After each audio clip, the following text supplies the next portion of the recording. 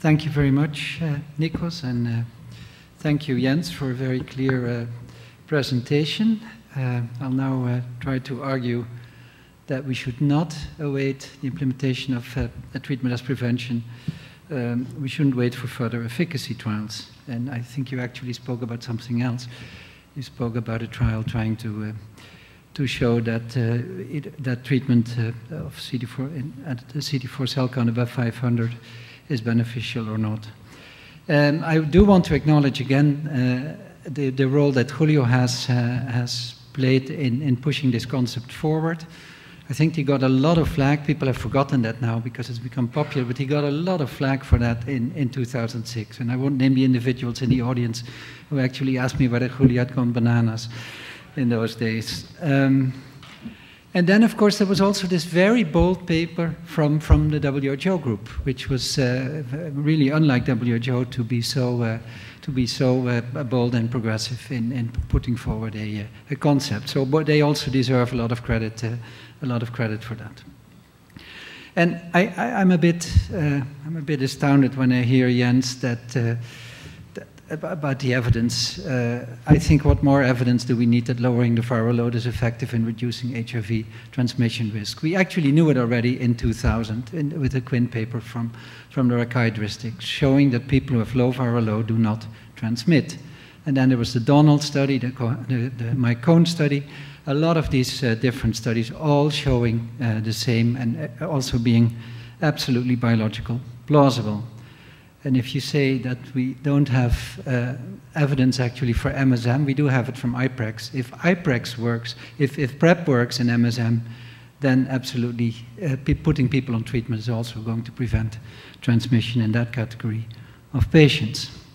And here's a slide from the Lancet that came out at the Rome conference, and it actually shows that antiretroviral treatment for prevention is the most effective intervention we have.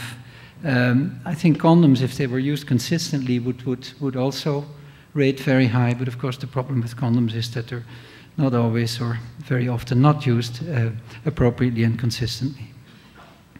And we do need, I mean, we can't be complacent about HIV prevention. We have a treatment scale up, but in 2010 and last year also, there were still 2.7 million new infections. So it's clear that the current tools are not sufficient. And if we really want to do what the economists charged us to do, is to defeat this plague, we have no choice but to move forward with this highly effective tool of treatment as prevention. Is it going to be easy? The answer is no. Is it going to be enough? The answer is also no. It's unlikely. I quote myself here because I wrote an editorial about the CID paper that by Gardner et al. that Jens also showed. It's unlikely that the test and treat strategies by themselves, even if vigorously and comprehensively pursued, will be sufficient to end the epidemic. And I think we need to realize that. We would be doing a bad job if we think that we can do it with treatment as prevention alone.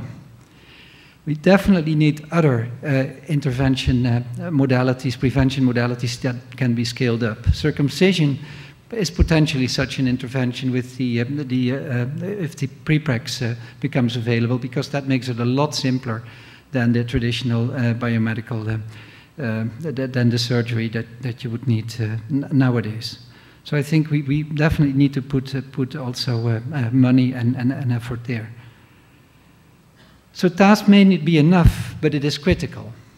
It's clear that it should be scaled up in conjunction with other effective HIV prevention interventions, but it's also clear that it is an essential component of the prevention package and should be rolled out as expeditiously as possible. And I think Peter Kilmark's actually made quite an insightful remark about that we're actually discussing treatment and prevention more than treatment as prevention, and Jens certainly also did that. But the truth of the matter is that virtually all HIV-infected individuals need to be treated anyhow for their own health.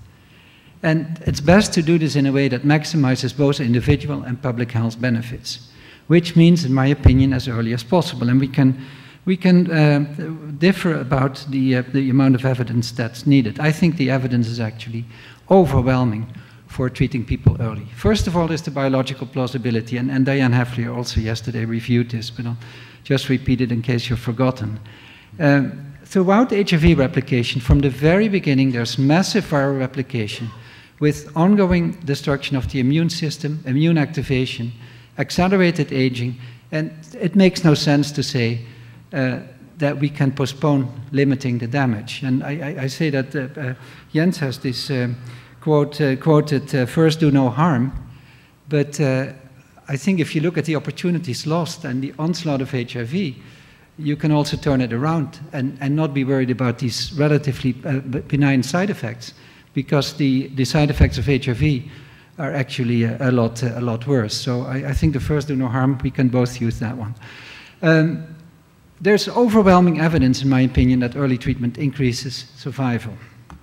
If we look at the same study that Jens showed in the Annals of Internal Medicine from the HIV causal collaboration, which actually showed that certainly if you look at, this is from resource-poor settings, if you look at AIDS-free survival, there's an enormous benefit in starting at a CD4 count above 500. Now, the difference is less dramatic if you just look at mortality, but that's logical because you're dealing here with people in resource-poor settings who have a low life expectancy anyhow, and they have so many other afflictions. But this is actually what that shows you the real potency of starting earlier. And I don't think I need a randomized controlled trial for that, much as I think that the START study is going to provide us extremely valuable information on a lot of things. And then this slide was shown also yesterday. It's from the Dutch cohort, the Athena studies led by Frank de Wolf, where you see the CD4 recovery with different strata of initiation of therapy of CD4 cells. And you see that you never, when you start here, you will never get to here. So that's another reason to start early. And actually, work from Jens has contributed enormously with several studies actually to underwrite the reasons to start early. And these are data that were presented at CROI, coming from the SMART and ESPRIT randomized controlled trial studies in which Jens was one of the leading persons. And it actually shows that in HIV-infected patients on HAART who have an undetectable viral load, who maintained or had CD4 cell recovery to above 500 cells, there was no evidence for a raised risk of death compared to the general population. And I know there's some disclaimers there, but I was pretty much impressed by these data. There's no immune reconstitution syndrome if you start early. And I think that's exceedingly important because that is a major killer in resource-poor settings. When people start therapy, a fair proportion gets immune reconstitution syndrome. And this you can avoid by putting people on therapy early. It reduces TB incidence. Very compelling slide from Stephen Lawn's group looking at the TB incidence after initiation of HAART in South Africa. And TB obviously will not be, we will not be able to control TB if we don't control HIV. But for the individual, of course, it's also a huge benefit. If we want to scale up TasP, we need to do task shifting. This has been said before. This can only be done if you initiate therapy early. If a patient comes in with a low CD4 cell count, they're going to need to see a doctor. And I think we will not be able to roll out TasP if we leave this to doctors. And this is a very strong argument, I think, for early starting.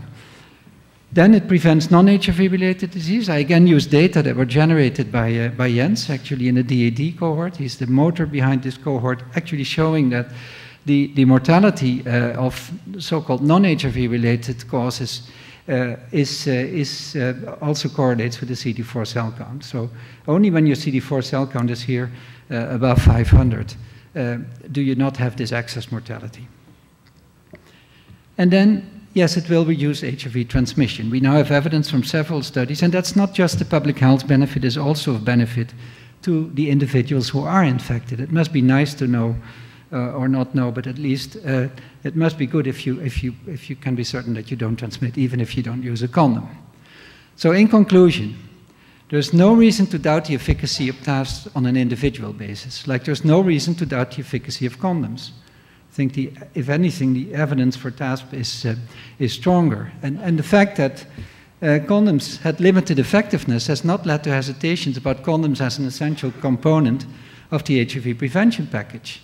It's the old, I don't know whether you know this BMG article about the randomized controlled trials. And you don't need a randomized controlled trial to know that it's better to use a parachute if you jump off a plane. And also for condoms, we have to realize that although a lot of condom programs haven't worked so greatly, Thailand has actually shown that if you use the tool in the right way, it does work. And it's pivotal, I think. We've seen a lot of these operational and effectiveness studies, and I think it's pivotal that these studies are conducted, because we need to explore different TasP scenarios. But these studies should inform and not delay the planning and rollout of TasP. And again, here's the first do no harm. There's an enormous opportunity cost if we lose many years. Can we calculate how many lives that will cost? And there is an urgent need for national plans. They should be made now, and I was really impressed by the fact that Swaziland is taking it forward so seriously for TasP rollout. This can only be done, like, if we're really speaking about TasP, it has to be a military operation with a very good plan with the resources, etc. Last, I think it would be a missed opportunity if we're going to do this enormous exercise. This is going to be a massive logistical enterprise. If we wouldn't try to confer additional health benefits, that will also make it more cost-effective. Because if you're actually testing people, you can take a blood pressure, you can identify hypertension, you can make sure that people take antihypertensives. There are more people dying from hypertension in sub-Saharan Africa than from HIV. You have to realize that. So I think this is actually a tremendous opportunity where we can gain cost. And my last slide is actually for the nattering nabobs of negativism, to quote Mencken, who actually upheld the scale-up of antiretroviral therapy in resource-poor settings for more than 4 years after 1996, and who are now trying to actually delay the introduction of TasP. And it's a quote from Pearl Jam, from a song. Thank you very much.